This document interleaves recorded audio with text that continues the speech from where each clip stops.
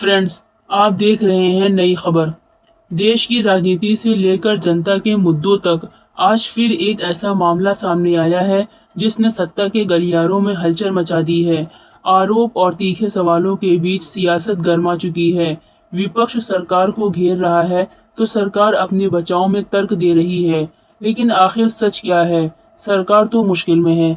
हम आपको दिखाएंगे इस पूरे मामले की हर बड़ी अपडेट, हर बड़ा बयान और वो सवाल जिनके जवाब देश जानना चाहता है।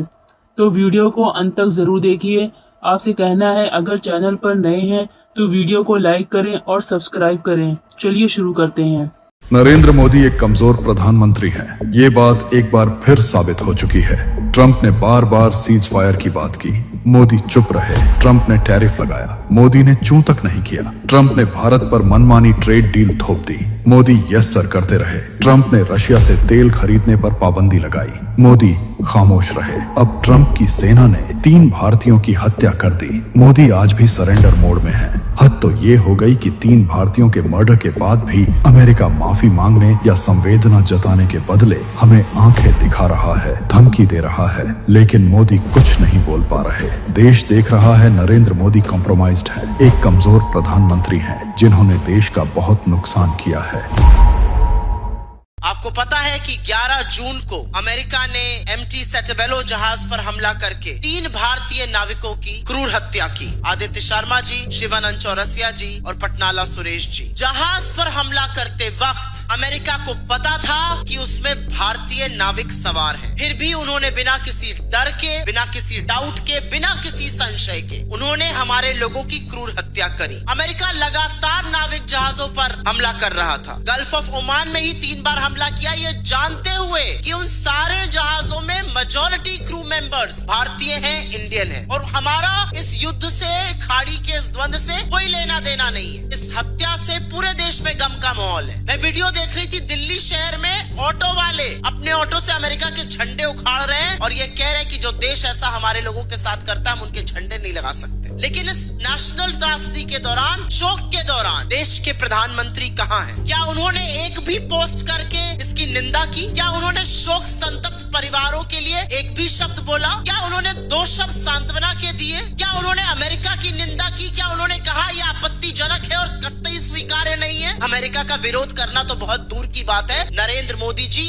अपने भारतीयों की मौत पर एक शब्द शोक का व्यक्त नहीं कर पाए। उनका सैर सपाटा चालू है। फ्रांस जाकर नाच गाना देखा जा रहा है। उनको देश की सुधी नहीं है। हे राम जी, जगत बना ही नहीं। मैं फ्रांस आ गया हूँ, देश में क्या हो रहा है मुझे उससे कोई मतलब ही नहीं है। नरेंद्र मोदी अपनी इस विदेशी यात्रा पर डोनाल्ड ट्रंप से भी जल्दी मिलने वाले हैं। जब वो मिलेंगे तो आप लोग बिजली सी केमिस्ट्री की बात बताइएगा हमें। पपियां झपियां गलबैया दिखाई जाएंगी। माय फ्रेंड ट्रंप कहा जाएगा। क्या नरेंद्र मोदी जी डोनाल्ड ट्रंप से हाथ मिलाएंगे? क्योंकि जब पहलगाम का नरसंहार हुआ था और उसके बाद जब भारत पाकिस्तान से मैच खेल रहा था और तो उसको जस्टिफाई करना था तो भारतीय खिलाड़ियों ने पाकिस्तानी खिलाड़ियों से हाथ नहीं मिलाया था। तब पाकिस्तान हत्यारा था, आज अमेरिका हत्यारा है। क्या हमने किसी भी इंटरनेशनल फोरम पर कहा कि इस मामले की पूरी जांच हो? क्या हमने सार्वजनिक रूप से कड़े शब्दों में कहा कि अमेरिका ने ये गलत किया है? क्या हमने ये कहा कि अमेरिका ने तमाम चीजों का उल्लंघन किया है? उस उल्लंघन में जेनेवा कन्वेंशन शामिल है, उस उल्लंघन में UN चार्टर का आर्टिकल 38 शामिल है। क्या हमने इस देश को आश्वासन दिया कि ऐसी हत्याएं दोबारा नहीं होंगी? नरेंद्र मोदी की सरकार ऐसा कुछ नहीं कर पाई। बड़ी दबी जबान में विदेश मंत्री जयशंकर ने 13 जून को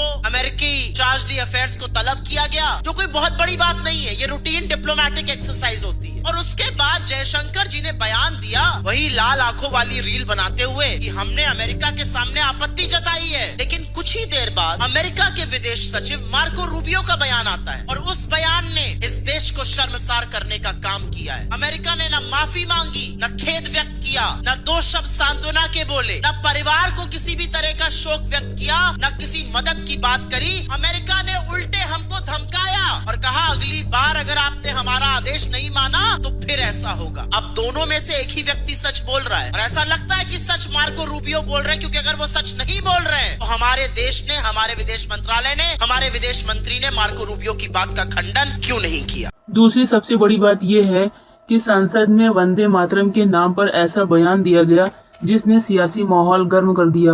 भाषण में सवाल उठाया गया कि क्या सिर्फ नारे लगाने से मातृभूमि की सेवा हो जाती है, या फिर देश की जमीन, संसाधनों और जनता के अधिकारों की रक्षा करना ही देशभक्ति है। मातृभूमि की वंदना हिंदुस्तान के एयरपोर्ट को बेच के नहीं हो सकती। और भी मुद्दे उठाए गए। आखिर एसएस के 4 लोगों का नाम बताओ जो वंदे मातरम नारा लगा के जेल गए, उनका नाम बताओ। आप नहीं बता सकते, क्योंकि आजादी के आंदोलन में आपका कोई इतिहास नहीं। आपने 52 साल तक हिंदुस्तान का तिरंगा झंडा आरएसएस के मुख्यालय पे नहीं फहराया सर। आप इस देश का सिर्फ माहौल बिगाड़ना चाहते हैं। आप इस देश को सिर्फ नकली नारों के पीछे अपने आप को छिपाना चाहते हैं। पहले ये तय करो कि वफादार कौन है, ये वक्त तय करेगा कि गद्दार कौन है। वंदे मातरम लगाएंगे, भारत माता की जय लगाएंगे, जय हिंद भी कहेंगे, राष्ट्रगान भी कहेंगे, वंदे मातरम भी गाएंगे, लेकिन देश के साथ गद्दारी और धोखेबाजी नहीं करने देंगे। आपको नहीं करने देंगे। ये देशभक्ति के नारे हैं कि आपने तिरंगे का विरोध किया, राष्ट्रगान का विरोध किया, वंदे मातरम आपने लगाया नहीं कभी। कोई आपका व्यक्ति देश की आजादी के आंदोलन में जेल नहीं गया। कभी आपने कोई देश के लिए, हमारे यहाँ अवधि में कहावत है, नाखून कटाए के शहीद न बना भैया। तू तो नाखूनों नहीं कटाया भैया, बिना नाखून कटाए शहीद बना चाहता है। आम आदमी पार्टी की रैलियों में, आम आदमी पार्टी की सभाओं में जब भारत माता की जय और वंदे मातरम जोर जोर से लगाए जाते हैं, किसी दिन लगाने का मन हो तो आ जाना हमारी पार्टी के कार्यक्रम में। आपसे ज्यादा तेजी के साथ वहां पर वंदे मातरम लगाएंगे। सदन में भी लगाना चाहते हो लगाओ। वंदे, कोई बीजेपी वाला वंदे मातरम नहीं लगाया। अक्सर कहा जाता है कि देश का युवा ही देश का भविष्य होता है, लेकिन सवाल ये है कि जब देश का युवा ही अपने भविष्य को लेकर सड़कों पर खड़ा हो, निराश हो, परेशान हो, तो उसकी आवाज कौन सुनेगा। आज मैं आपको एक छात्र की बात सुनाने जा रहा हूँ जिसने नीट परीक्षा दी है। उसकी बातें सुनकर शायद आपको समझ आए कि आखिर लाखों छात्र पेपर लीक के मुद्दे पर इतना क्यों नाराज हैं, और लाखों छात्र के मन में आज भी यही डर बैठा हुआ है कि अगला एग्जाम फिर कहीं लीक ना हो जाए। कौन सी क्लास में पढ़ती है? मैं नीट का एग्जाम दिया है। मैंने नीट का एग्जाम दिया है। नीट का पेपर अभी लीक हुआ है, बहुत छात्रों में नाराजगी है। राहुल गांधी कोटा आने वाले, क्या कहेंगे? वो आएंगे जब उनसे बात करेंगे हम लोग, हम हमारी परेशानियां बताएंगे, जिस तरह हमारे सफर कर रहे हैं हम लोग। अभी एग्जाम है 2-4 दिन बाद और इतना सब हो चुका है। अगर एग्जाम फिर लीक हो गया तो ये डर है हमें, तो इसलिए वो आएंगे जब उन्हें भी हम हमारी परेशानियां बताएंगे। सर राहुल गांधी से उम्मीद है? राहुल गांधी से उम्मीद है आपको? जी बिल्कुल, हमें उनसे उम्मीद है। उनके अलावा अब हमारा है ही कौन जिनसे हम उम्मीद करें। प्रधानमंत्री मोदी जी हैं, उनकी सरकार है देश में। अगर उन्हें पहले करना होता तो फिर ये मतलब गवर्नमेंट ही क्यों नहीं कर लेती वो एग्जाम। जो कंडक्ट कर रही है प्राइवेट बॉडी कर रही है, तो ये गवर्नमेंट ही कर लेती अगर पीएम वगैरह करते तो। क्या लगता है सरकार पेपर लीक क्यों नहीं रोक पा रही है?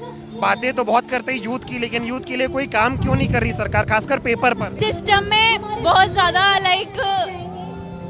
मतलब जो सिस्टम के अंदर ही खराबी है। जब अपने ही लोग ये सब करेंगे तो फिर दूसरे लोग कैसे क्या करेंगे। मतलब मोदी वगैरह भी सर, जो मोदी सर जी हैं वो मतलब इतना वो भी नहीं कर पा रहे, पर राहुल गांधी सर यहाँ आ रहे हैं, सबसे मिलेंगे, सबसे बात करेंगे, तो वही सबसे बड़ी बात है। क्योंकि अगर पीएम को करना होता तो वो खुद आ जाते, वो खुद कर लेते, पर उन्होंने तो स्टेप तक नहीं उठाया इसके लिए। आपको मोदी जी में कम और राहुल गांधी में विश्वास ज्यादा है? बिल्कुल, अगर पीएम को अगर ये करना होता तो वो खुद भी करते ना, वो चीज स्टेप उठाते इसका, पर उन्होंने तो अभी तो कोई स्टेप लिया ही नहीं। पीएम करते ना, परीक्षा पे चर्चा तो मोदी जी करते हैं ना। मोदी जी करते हैं, पर लेकिन राहुल सर तो खुद आकर स्टूडेंट से मिलेंगे, उनकी सुनेंगे। पीएम सर कभी आए नहीं, कभी मिले नहीं, और मेनली कोटा सबसे बड़ी सिटी है तो उसमें उनको आना चाहिए था, उनको पूछना था, पर वो आए ही नहीं। तमाम दोस्त इधर संसद में एक ऐसी स्पीच सुनने को मिली, नई बहस छेड़ दी है। विपक्ष के नेता राहुल गांधी ने एक सरकार पर गंभीर आरोप लगाए। उनका कहना है कि जिस देश के युवाओं के अवसर को और उनके भविष्य को छीना जा रहा है। पेपर लीक, अग्निवीर योजना, किसानों के मुद्दे और संविधान जैसे कई विषयों पर राहुल गांधी ने सरकार को सीधे निशाने पर लिया है। आइए सुनते हैं राहुल गांधी का पूरा बयान। हम देश को दिखाना चाहते हैं कि आपने किन लोगों का और कहां-कहां अंगूठा काटा है। जब आप पेपर लीक कराते हो तब आप हिंदुस्तान के युवाओं का अंगूठा काटते हो। कॉन्स्टिट्यूशन में नहीं लिखा है कि हिंदुस्तान के युवाओं का अंगूठा काटना चाहिए, उनका जो हुनर है उनसे छीना जाना चाहिए। जब आपने अग्निवीर लागू किया तो आपने उन युवाओं की उंगली काटी। आप अदानी को फायदा पहुंचाते हो, अंबानी को फायदा पहुंचाते हो और किसान का अंगूठा काटने का काम करते हो। देखिए कहां लिखा है कॉन्स्टिट्यूशन में, कहां लिखा है कॉन्स्टिट्यूशन में कि एक धर्म को दूसरे धर्म से लड़ाना है? कहां लिखा है कॉन्स्टिट्यूशन में कि दलित परिवार को बंद करके अंदर रखना है और उनके अपराधियों को बाहर घूमने देना है? कौन से कॉन्स्टिट्यूशन में लिखा है? मुझे दिखाइए। तो वीडियो कैसी लगी? अगर पसंद आई हो तो लाइक करें और हमारे चैनल को सब्सक्राइब करें। मिलते हैं अगली वीडियो में।